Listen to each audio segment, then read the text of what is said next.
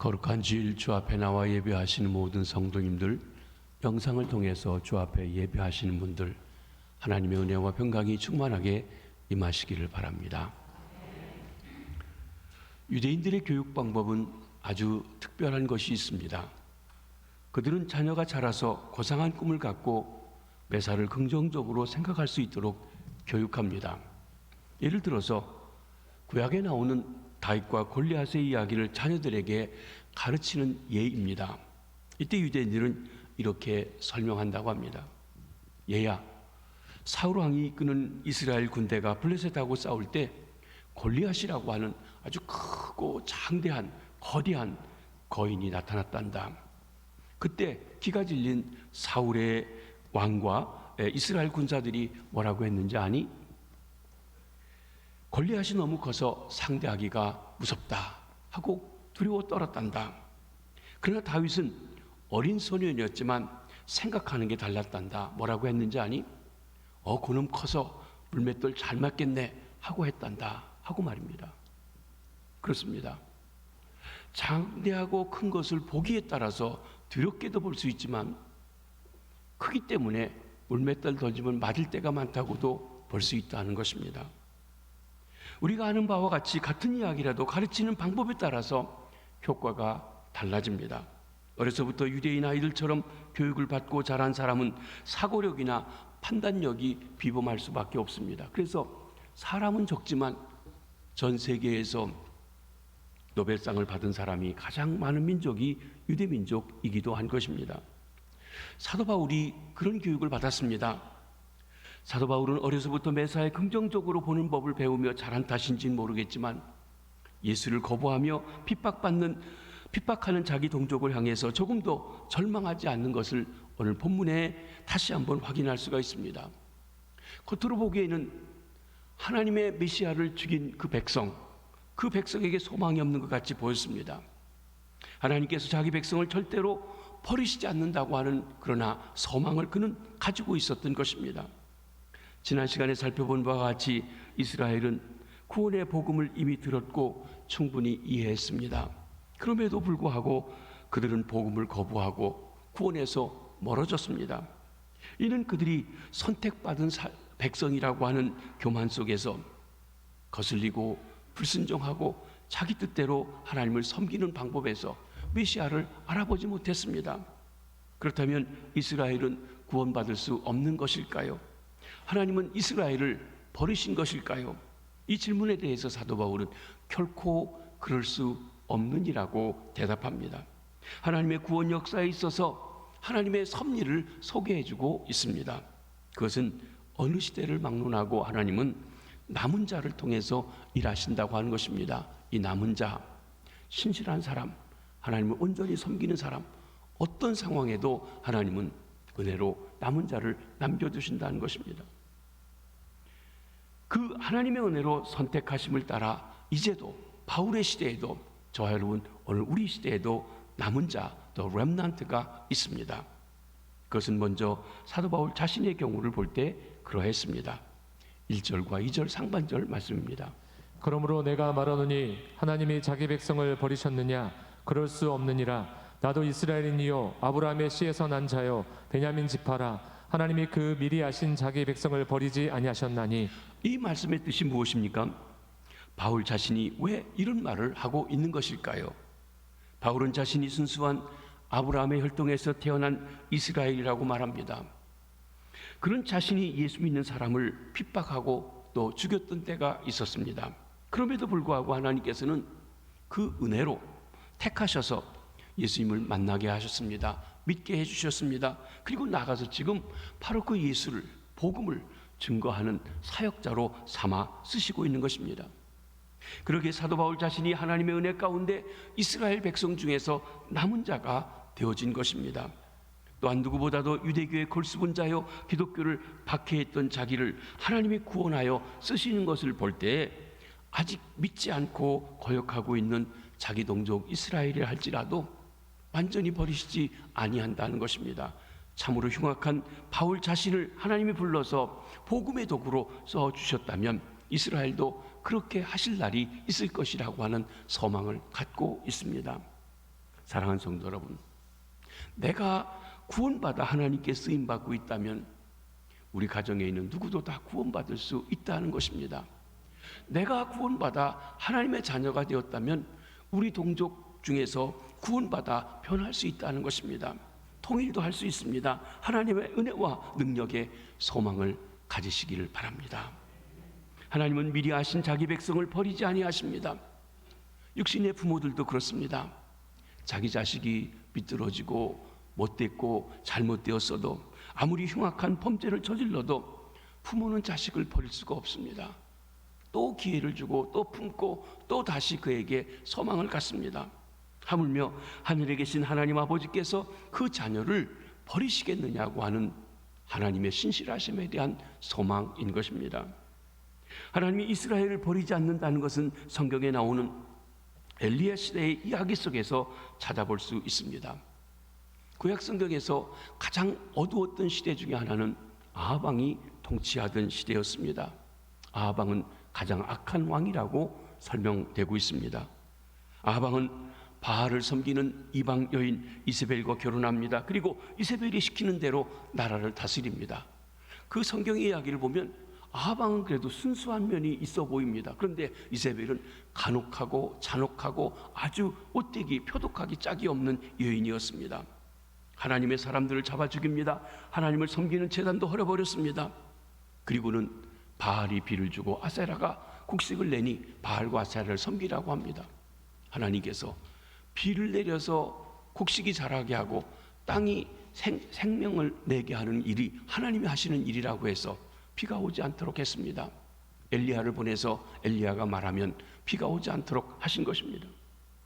그러면서 엘리야는 이 바알 선지자들과 아세라 선지자들을 모아서 이스라엘 백성들 앞에 누가 참 하나님이냐, 누가 참 신이냐는 것을 대결하기 위해서 갈멜산에서 대결을 합니다. 하늘에서 불이 내리는 신입니다. 바알, 아세라 제사장 850명과 엘리야가 갈멜산에서 홀로 대결했습니다. 하늘에서 불이 내리는 신이 참신이라고 우리가 하자고 하는 것입니다. 바알 선지자들이 자기 신에게 부르짖습니다. 춤을 춥니다. 자기 몸을 해하면서까지도 열정을 다해서 그 신의 이름을 부릅니다. 그러나 하늘에서 불이 내리지 않았습니다. 혼자인 엘리야가 무너진 제단을 다시 쌓고 그곳에 물을 붓고 제단을 쌓은 후에 짐승을 올려놓고 하나님 앞에 기도했습니다. 사신 하나님, 유일하신 하나님, 진정한 하나님께 기도했더니 여호와 하나님께서 하늘에서 불이 내려 제단에 불살라 주셨습니다. 하나님이 참 하나님이신 것을 드러내신 것입니다. 그때 엘리야는 이 우상을 섬기는 선지자 850명을 깊은 계곡에 가서 처형시켰던 것입니다. 그리고 다시 하나님 앞에 기도합니다. 하나님이 이제 비를 내리셔서 비를 내리시는 분, 축복의 비를 내리시는 분, 우리를 풍성케 하시는 분이 바알이 아니라 아세라가 아니라 하나님이심을 보여주려고 기도했습니다. 그랬더니 다시 비가 내리게 되었습니다. 엘리야는 그런 능력의 사람이었습니다. 진정 하나님의 사람이었습니다. 그러나 바로 이런 연유로 엘리야는 표독한 왕비 이세벨에게 미움을 받게 되었습니다. 이세벨이 말합니다. 네가 내 선지자를 죽인 것처럼 너도 죽이겠다 하고 말입니다. 그 말에 두려워서 엘리야가 도망칩니다. 광야로 갑니다. 그리고는 로뎀나무 아래서 하나님 나 이만하면 됐으니 죽여주십시오 하고 지쳐 있습니다. 그때 하나님께서는 엘리야를 애란치지 아니하시고 그를 먹이십니다. 재우십니다. 마시우게 합니다. 또 잠을 자고 또 일어나면 또 먹게 하시고 마시게 하시고 또 재우고, 그래서 육체적으로 힘을 얻게 하신 다음에 호렙산에 가게 하십니다. 하나님의 성산에서 만나 주십니다. 그는 호렙산에서 하나님 앞에 서게 되었습니다. 그때 하나님께서 엘리야에게 물어보십니다. 엘리야야, 네가 어찌하여 여기 있느냐? 이때 엘리야가 자기 동족을 하나님 앞에 고발합니다. 하나님, 모든 사람이 다 바알을 섬기고 아세라를 섬기고 그리고 하나님을 떠났습니다. 나 혼자 남아 있습니다. 내 목숨도 지금 찾고 있어서 내가 도망쳐 왔습니다 하고 말입니다. 이때 하나님께서 놀라운 대답을 하십니다. 우리는 모르긴 해도 아마 하나님께서 껄껄 웃으시면서 대답하셨을 것입니다. 4절을 한번 보십니다. 내가 나를 위하여 바알에게 무릎을 꿇지 아니한 사람 7,000명을 남겨두었다 하셨으니. 놀라운 일입니다. 엘리야가 볼 때는 모든 사람이 자기 한 사람을 제외하고는 다 바알에게 숭배하고 있고 아세라를 섬기고 있고 아합 왕에게 굴복하고 있고 이세벨의 말을 따르고 있는 것처럼 보여졌는데, 하나님께서는 바알에게 무릎 꿇지 않고 아세라에게 무릎 꿇지 않은 7,000명을 남겨두셨다고 말씀하시는 것입니다. 그렇습니다. 그러면서 하나님께서 구체적으로 일할 사람을 엘리야가 해야 될 일에 대해서 말씀하십니다. 엘리야야, 내가 그렇게 물러나고 싶으면 보잘것없어 보이지만 농사꾼인 엘리사에게 기름을 부어 너 대신 선지자가 되게 하고, 또 예후에게 기름 부어서 이스라엘 왕이 되어서 이 못된 오므리 왕조 그리고 이 아합 왕조를 다 심판하는 일을 하게 왕을 기름 부어 세우라고 하는 일입니다. 아직도 할 일이 많고 구원받은 사람이 많다는 것입니다. 얼마나 중요한 이야기이십니까? 엘리야가 생각할 때 다 망한 것 같고 이제 끝장난 것 같았습니다. 그러나 하나님께서는 아직도 하나님을 섬기는 참 백성, 남은 자, 렘넌트 7,000명을 남겨두셨다는 것입니다. 고독해야 할 이유가 없습니다. 나 혼자라고 낙심해야 될 이유가 없습니다. 절망해야 할 이유가 없습니다. 아니, 내 눈에는 그렇게 보여도 역사를 주관하시는 하나님께서는 그렇지 아니하시다는 것입니다.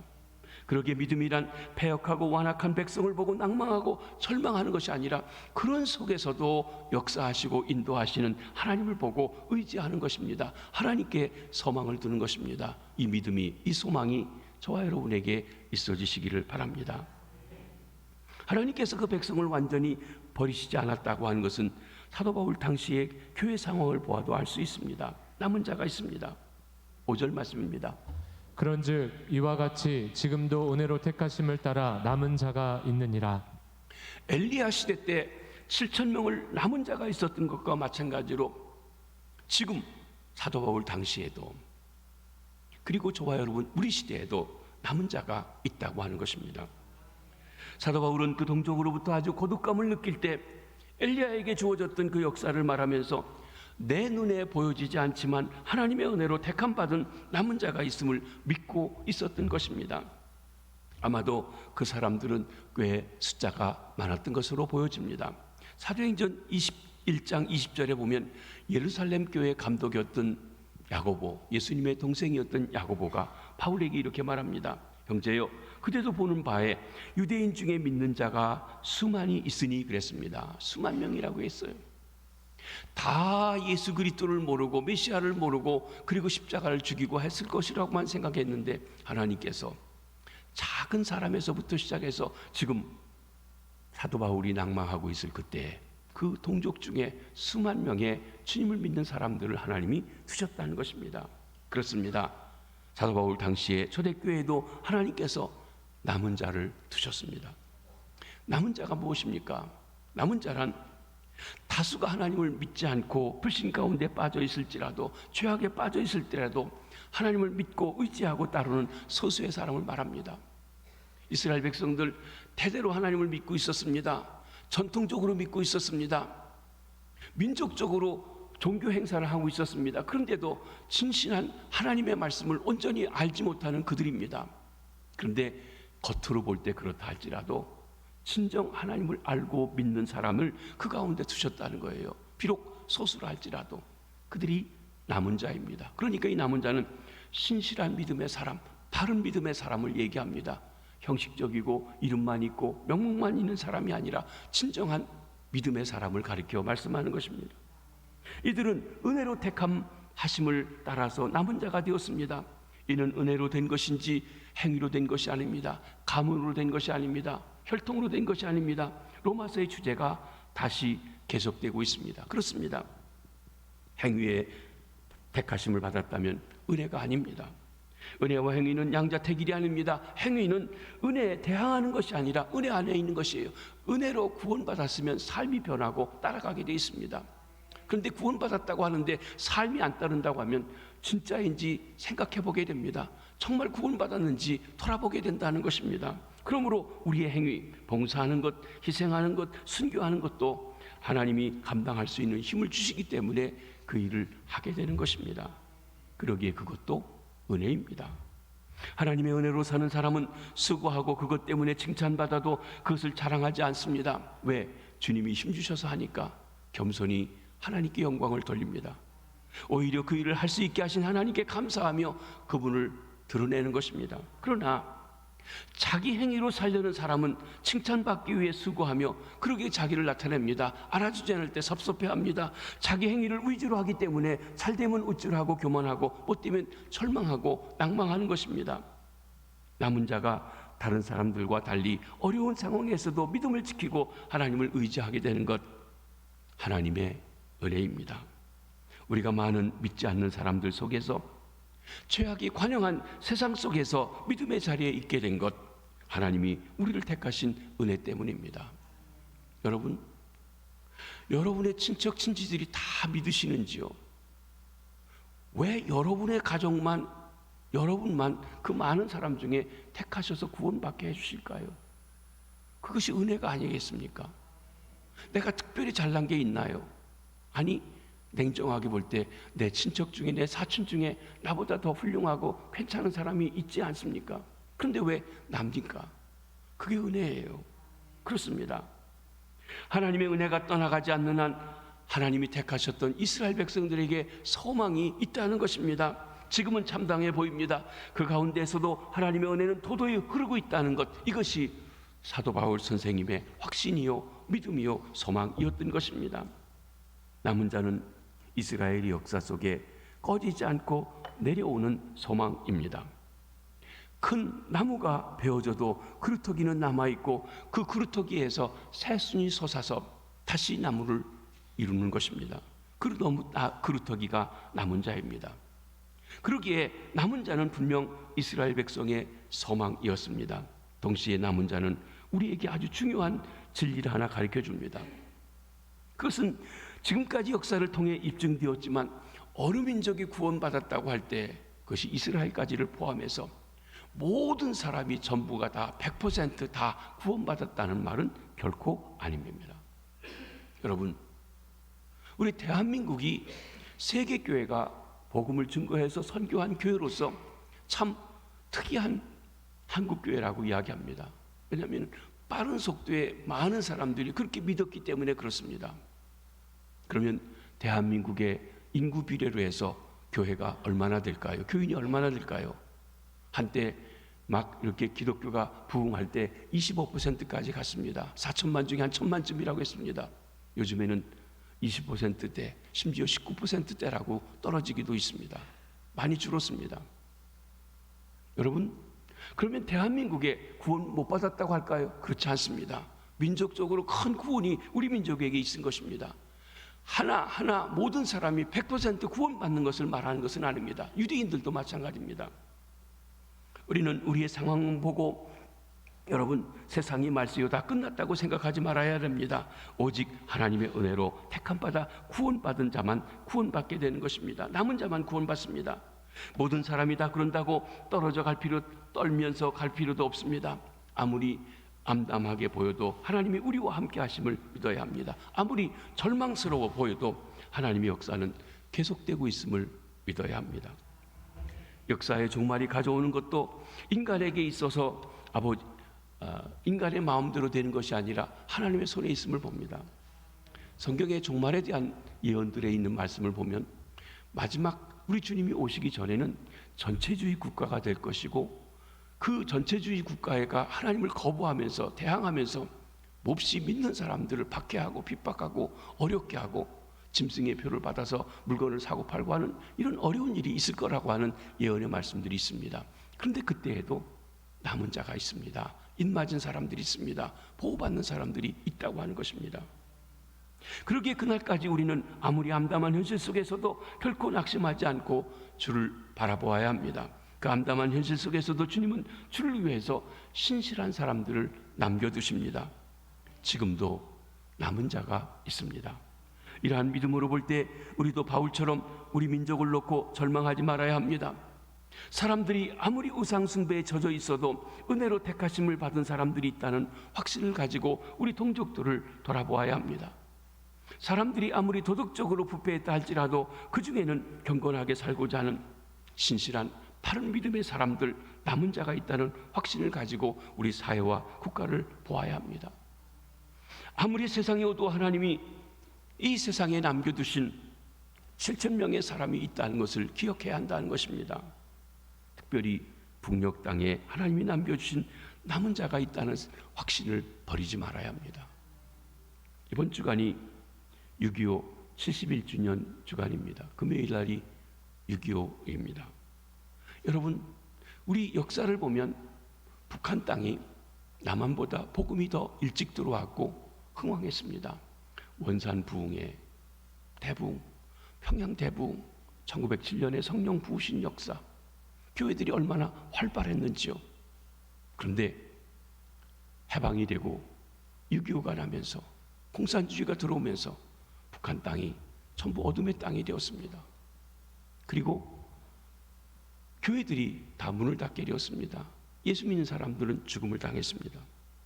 여러 해 전에 탈북자인 이순옥 씨, 그는 북한 강제 수용소에서 예수 믿는다는 것 때문에 7년 동안 고초를 겪은데 참 하나님의 은혜 가운데 탈북해서 그 실상을 얘기했는데, 그 중에 정말 끔찍한 것 중에 예수 믿는다는 것 때문에 쇠물을 끓여가지고 그것을 부어서 태워 죽이는 그런 끔찍한 이야기까지도 증언했던 일이 있습니다. 그런데 그가 얘기한 중에 보면 그가 있었던 개천 교화소에 6천여 명이 거기에 있는데 적어도 250명 정도는 그리스도인이 그 안에 있다고 하는 이야기를 하는 것을 들었습니다. 뭐 그 후에 많은 시간이 지났으니까 지금 얼마나 있을지 모릅니다. 지난 해 우리 다니엘 기도회 때 북한에서 온 한 여인이 간증하는 이야기를 우리가 들었습니다. 나이로 보아서 교회가 없는 때인데 할머니가 성경을 땅속에 파묻었다 보여주고 가르쳐주고 해서 믿게 되었는데, 그가 남한에 와서 예수 믿는 사람과 결혼해서 북한 선교를 위해서 준비하고 있는 그 이야기를, 간증한 이야기를 저희들은 들었습니다. 어떻게 교회도 없고 복음 전하는 사람이 없는데 이 믿음이 지켜져 갈 수 있을까? 남은 자가 있을 수 있을까? 하나님이 은혜로 택하셔서 남은 자를 두시고 있다는 것을 보게 되는 것입니다. 이제도 은혜로 택하심을 따라 남은 자, the remnant가 있습니다.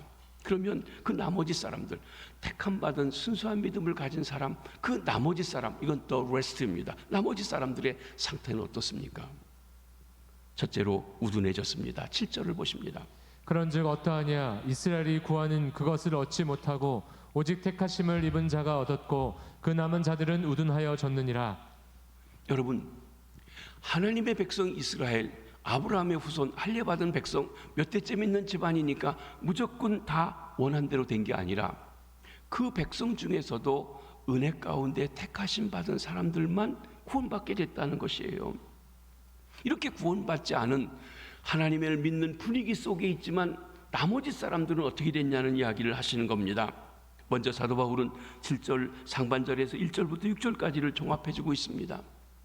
전체로서 이스라엘은 그들이 구하는 것을 얻지 못했습니다. 찾지 못하게 되었습니다. 이는 로마서 9장 31절에서 의의 법을 따라간 이스라엘은 율법에 이르지 못하였으니 하는 말씀과 같은 것입니다.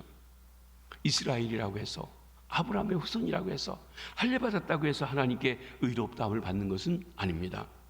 선택되었다는 자부심 후에 자신의 방법으로 열심을 내어 율법을 지킴으로 의롭다함을 얻으려고 했던 이스라엘은 하나님의 방법을 자기 열심으로 잘못 알고 나갔던 그들에게는 비록 이스라엘 사람이라 할지라도, 택하심 받은 백성들의 그 자손이라 할지라도 구하는 것을 얻을 수가 없었던 것입니다. 오직 이스라엘 사람들 중에서 택하심 입은 사람들만이 얻게 되었습니다. 이는 하나님의 은혜입니다. 그들이 누구이고 무엇을 하고 그래서 얻은 것이 아니었습니다. 하나님께서 택하셔서 그랬습니다. 하나님의 은혜 가운데 하나님의 정하신 방법인 메시아 예수 그리스도를 알고 믿어 의롭다함을 얻게 된 것입니다. 그 예수를 보고 알고 믿게 된 것, 하나님의 은혜로 택하심을 받은 남은 자가 된 것입니다. 그리고 이렇게 은혜로 택하심을 입은 남은 자를 제외한 나머지 사람들, the rest는 우둔해졌다고 말합니다. 하나님이 은혜 주시지 않으면, 계속 은혜를 주지 않으면 사람은 우둔해지게 됩니다.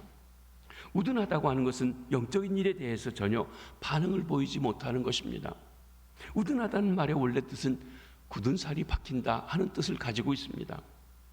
사랑하는 성도 여러분, 우리가 많은 일을 하다 보면 손에도 굳은 살이 박히게 되죠. 살갗이 두꺼워지면 어떤 일이 있습니까? 감각이 없어집니다. 무감각한 상태가 우둔하다 하는 말의 원래적인 의미인 것입니다. 그러므로 마음이 우둔해졌다는 것은 신령한 것에 대해서 아무리 설명해 주어도 귀가 열리지 않는 것이에요. 하나님의 말씀을 바로 깨닫지 못하는 것이에요. 똑같이 말씀을 듣고 누구는 은혜 받는데 은혜가 되지 않는 것이에요. 감각이 전혀 없는 살처럼 신령한 일에 반응하지 못하는 굳은 마음의 상태를 말하는 것이 우둔해졌다 하는 것입니다.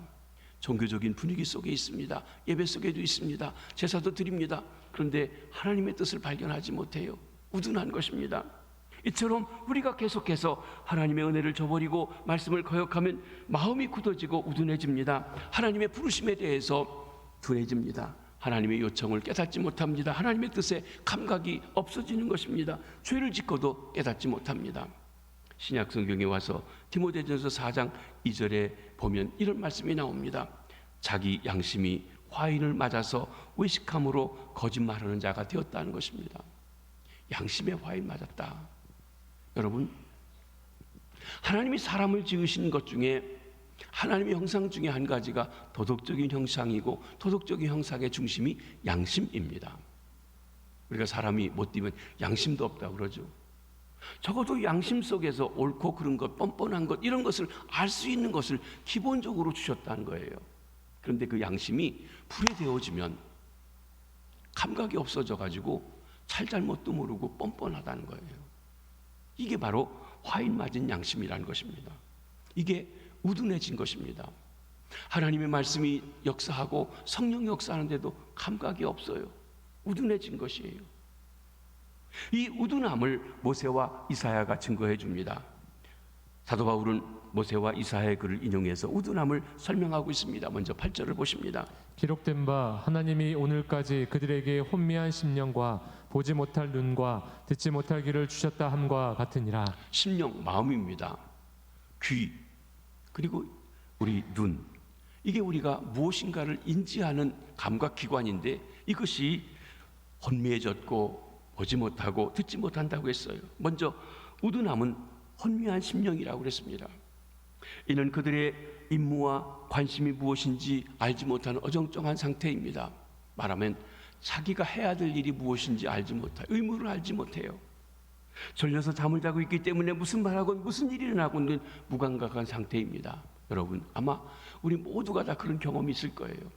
어떤 때는 예배에 왔는데 너무 피곤하고 지쳐서 그런지 졸려요. 듣긴 들어요. 그런데 깨야 되는데도 듣긴 듣고 무슨 얘기하는 것 같은데 그때는 알아들은 것 같은데 아무것도 남은 것이 없어요. 뭘 들었는지도 몰라요. 바로 이것이 바로 혼미한 상태입니다. 그러면서도 그 상태가 좋아서 그냥 거기 머물러 있기를 원하는 사람이 있어요. 깨워주지 원치 않는 것입니다. 마음이 혼미하다고 했습니다. 보지 못하는 눈이라고 했습니다. 이들은 소경이 아닙니다. 봅니다. 근데 보면 깨달아야 되는데 깨닫지를 못하는 거예요. 그래서 그들이 예수 그리스도를 보았습니다. 하나님의 아들 메시아를 보았습니다. 그런데 그분이 메시아인 줄 알아보지 못했어요. 알아보지 못한 것만 아니라 오히려 저건 죽일 사람이다. 십자가에 달아 죽여야 되겠다. 십자가에 달아 죽이십시오. 그 죄값을 우리한테 돌리십시오. 얼마나 우둔합니까? 얼마나 바로 보지 못합니까? 거짓 선지자고 참 선지자가 있을 때 거짓 선지자 말은 그대로 들리는데 참 선지자가 하는 말은 알아듣지 못합니다. 바로 그것이 우둔함이에요. 마음이 혼미함입니다. 눈으로 보는데 깨닫지 못하는 것이.